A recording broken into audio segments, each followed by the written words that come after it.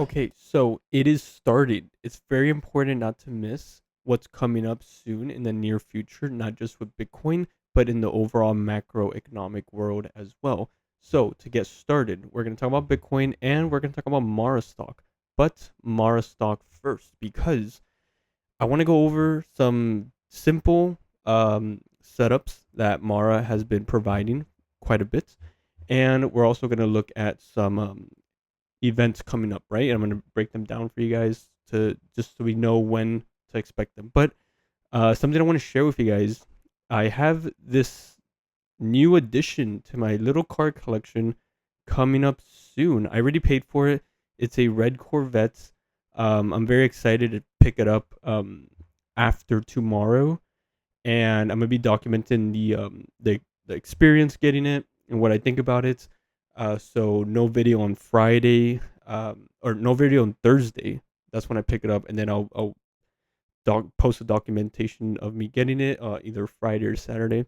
But yeah, it's really cool. I kind of want to talk about that for a moment because I've always been interested in cars, and I thought, why not create a car collection? And I'm keeping the Mustang. The Mustang I picked up earlier this year, that was delivered. That one I'm keeping. I'm adding the Corvette. I got a place going on where I'm gonna have plenty of garage space for multiple vehicles, and that's where I'm gonna be building up this car collection. The third vehicle I'm already looking at. It's either gonna be the new Corvette C8 or the Mercedes G wagon. I was already looking at potentially just picking up a purple C8, the rear engine Corvette, but unfortunately someone reserved it, and I really liked it, so I thought just let's just go with the traditional style Corvette, which is really cool. It's got like this cool front. It's a bit different, and then it's a 3LT, low mileage, really good deal. It's got the performance package. So it's got the performance exhaust, a heads up display, and this like transparent roof that's removable. But of course it's tinted. It's not just transparent. So I'm gonna be showing you guys that car when I get it, and then we'll see how we build up that collection throughout the future. But to jump into this though, also real quick, it's kind of funny because it just baffles me. Someone was expressing their dislike of the way I manage this channel. In yesterday's video, in the comments, someone said, they basically said like, why am I wasting so much time talking about Mars stock when all I do is trade it? Well, have you like not done your research on this channel? Like, this channel is based off of Bitcoin and Bitcoin related assets. I plan on covering more crypto and more trades soon. I'm just creating a strategy on how I'm going to manage a large watch list when it comes to recording them and posting them. But even when I do that, I'm still going to be covering Mara stock very, very frequently because, yes, all I do is trade Mara. Well, that's exactly why I cover it so often. This is a stock, and there are plenty of other stocks that provide great trading opportunities. But Mara stock has really good fluctuations, really good percentage spreads. They respect support and resistance levels very nicely. They fill value gaps. They fill fib structures really well. So yeah, I'm gonna keep covering this stock because it's great, and I'm gonna show you guys I'm gonna show you guys this real quick. Um, so on tomorrow, which is September 10th, we have a inflation report. Then after on Thursday, we have a CPI, which is another inflation report, an initial jobless claim. So three data coming out before next week on the 17th, which is Wednesday, September 17th. We have the FOMC interest rate decision. So this is really, really good. This is why we can't miss it. We can't sleep on this. We really have to understand what we're looking at. I'm gonna just cover Mara, and then we'll look at Bitcoin and what I'm realistically expecting, and how I'm preparing for, either of two scenarios that can play out. How I'm preparing to be able to benefit from both of them, regardless of what happens. So here's Mara stock. If you guys remember, in yesterday's video and previous, I explained the bigger picture and why my opinions are where they are currently. So I'm not going to repeat all of that again. When it comes to the short-term trade opportunities, and remember everything I say is just my own personal opinion. I like to document and share with you guys how I am looking at these charts, what makes sense to me. It's very important that everyone does their own due diligence and not just take my word for everything. But basically, for the last 3 weeks now, time flies though. We have really good trade setups, both short and longs, right? Like we've been narrowing within the sideways channel after the price began to widen. We just, I've been calling out long buy opportunities um, every time the price even briefly breaks below the support line, which is, by the way, at just a few cents over $15, resistance being a few cents over $16.20. So the idea here is it's just every time we reach these areas, it's buy long, take profit, buy short, take profit, and continuing this using limit orders because we do not extend past support and resistance for much time. So it's very important to just let the order trigger itself, and then using SLs very important based and that's gonna be based on your risk management. So you got to set those SLs. What makes sense to you. But it's been working out really nicely. Just recently, it is. We're still early in the week, but just recently, if you guys remember, last trading day of last week on Friday, we broke below this, and I kept saying the same thing. Like, if we break below the support line, it's just an opportunity to accumulate. If we have a break of structure that's sustainable, which is, support ends up acting as resistance after we break below it and we break the swing low to the upside, same thing.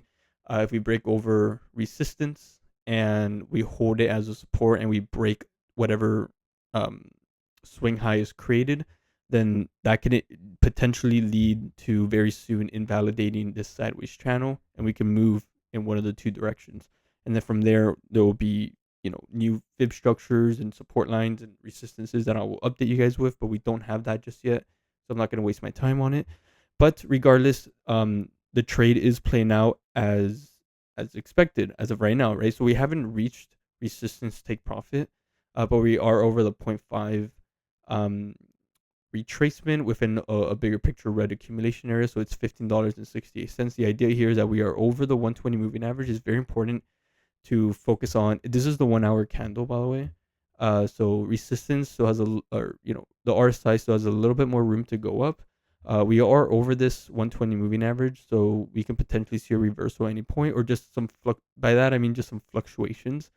I wouldn't be surprised if it tries to fill this value gap right here, but regardless, the idea is that the longs that were picked up down here, the idea is that overall take profit for these. It doesn't matter if we go up like this already um into tomorrow, or if it's gonna take a couple days, like 2 or 3 days for this trade to play out. But the idea is that it doesn't matter. We fluctuate. The idea is that the price will make its way up into the resistance.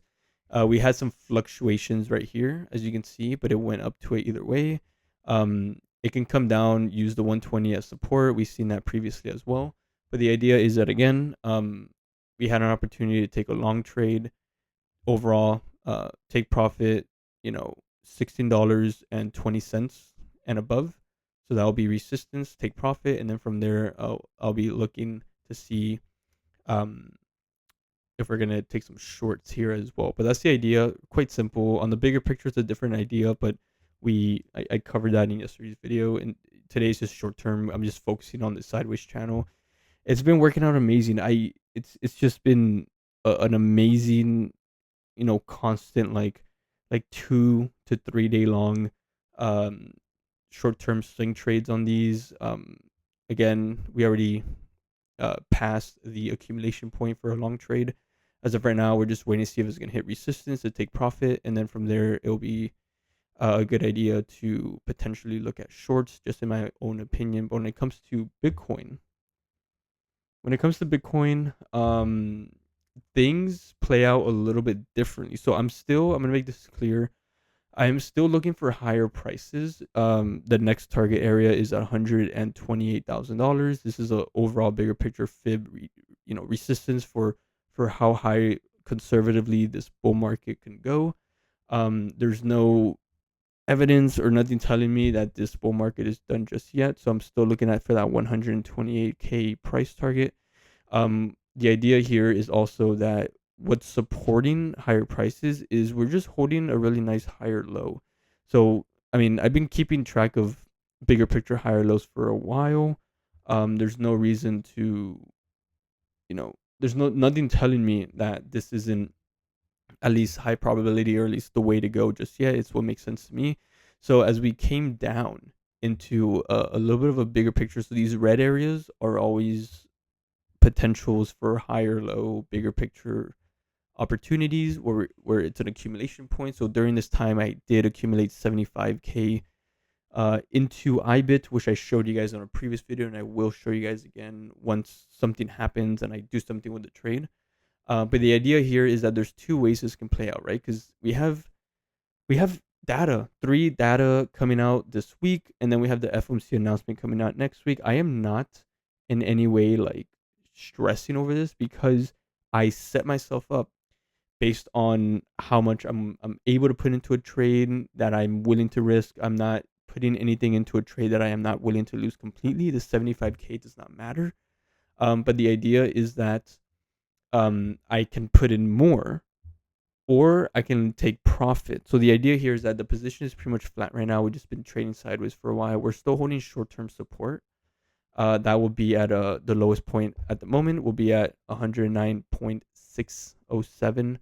So the thing here, right? There's two ways of looking at this. And I'm gonna explain to you guys what I'm doing. But we have this very simple, like it's a little bit of a bullish structure, right? Where we have this like higher low structure and then resistance is just a flat line sideways. So this could it's just bouncing within this, and then it shows that momentum we can easily see this pop over and go a bit deeper within the I'm gonna take this off here within the blue resistance area. So it can very easily stretch all the way up to 118K. If we maximize this blue area, it's very likely that we can start testing resistance within these value gaps that tend to act as a magnet. Not always, but they tend to, and it's happened so many times that I really like to, you know, illustrate these. But the thing here is that there's also some bearish momentum building because we are struggling to break into this blue resistance areas, which shows that maybe, it's just weakening and it's just going to create a bit more of a shallow uh kind of correction to the upside as this little downtrend continues to play out. What that means is the opportunity for the price to come down is still there, right? We do not have bullish confirmation. Um, we almost did. Like we just hit the blue area. We came down and we held a higher low. If this price right here, if this was higher than here, then I will say, that's good enough. That's bullish confirmation, and I could be just focusing on higher prices. But we don't have that. So the idea here is that this downtrend could continue to play a little bit before we finally establish a low. If that happens and we come down, it's very likely we can trade very briefly, very easily within this purple area. It's between 103 or 93.6K and 107K. The price can at any point within this area bounce up very quickly out of it. We've seen this happen multiple times in the past. But the point of that is that if we go within the purple area, I will be accumulating more, but not just in IBIT. I will complement it with BitU because that short-term deep value is very attractive to me. So that's what I'm doing. I still want to add more to this trade because it fits my risk management, but I'm waiting for a really really good opportunity to really want to add more. Now when it comes to the prices going up, because there is a little bit of some bullish momentum building, the idea here, and also the RSI is kind of like resting on discounts while we're still holding a higher low. But the idea here is that regardless of what happens within these announcements, this data that's gonna be coming out, the idea is that if we go down, that's what I'm doing, what I just explained. If the price pumps due to a lot of this data and it just continues to pump, because I mean we have data coming out tomorrow and the day after, and if this bullish potential holds in the short term, then what I'm gonna be doing is it's quite simple, right? If we go further within this resistance area, I will be locking in some profit on IBIT. I'll be in the profit. A few thousand probably. I'll just lock in some profit as we go higher, reduce the position size because this is a bigger picture resistance. How high a potential, you know, when we have a correction, how high it could potentially go before seeing a reasonable reversal before we continue to go up higher. So the idea there is it's quite simple, right? We go up into this area, so point 0.5, 115.9K, 0.618, 117.9K. I'll be locking in profit within these levels. And what I would then do is follow the price. It'll look just like this. I'll follow the price higher, however high it goes. If the price finds weakness and it starts having a little bit of a correction, a little bit of a reversal, I will reaccumulate the shares I sold. I'll keep the profit, it's locked in, but then the actual capital that was originally invested, I would put that back into a short-term support area, and I will add into it conservatively in case the support area breaks, and I can accumulate. So it will be above the red accumulation area. So I don't want to be aggressive adding just as a short-term support. If support break, I mean, if support holds and we go up higher, great. I still have exposure into that swing trade. But if it does break, then I can redeploy that capital back into the trade within my red accumulation area, which is an attractive value, at least in my opinion it is, right? And then when it comes to additional capital above the 75K currently invested, all that additional capital I can add, I only want to do it with IBIT or with BitU, but it has to be below 107K within this area. It's as simple as that. And if we do go into this area, well, we can see a quick recovery. I mean, this was really nice, and a lot of the characteristics are pretty much the same right now. There's nothing telling me there it's not. Um, but when there is solid evidence that there is a bigger correction potentially unfolding, I will let you guys know, and I'll position myself to take advantage of it as I see fit. But as of right now, I'm set for both ways that can play out. If we do go up into this area, it's very likely that we can hold a higher low. If it doesn't, you already know my plan. But it is very likely that I can hold a higher low, and then we can go up a bit more and actually break 120K potentially. And then from there, we'll keep an eye on the structure because at that point, it's very easy to make a new all-time high and just hit our next target area, which at that point I'll be reducing the IBIT position by quite a bit. So yeah, hopefully you guys enjoyed this video, and I'll catch you guys in the next one.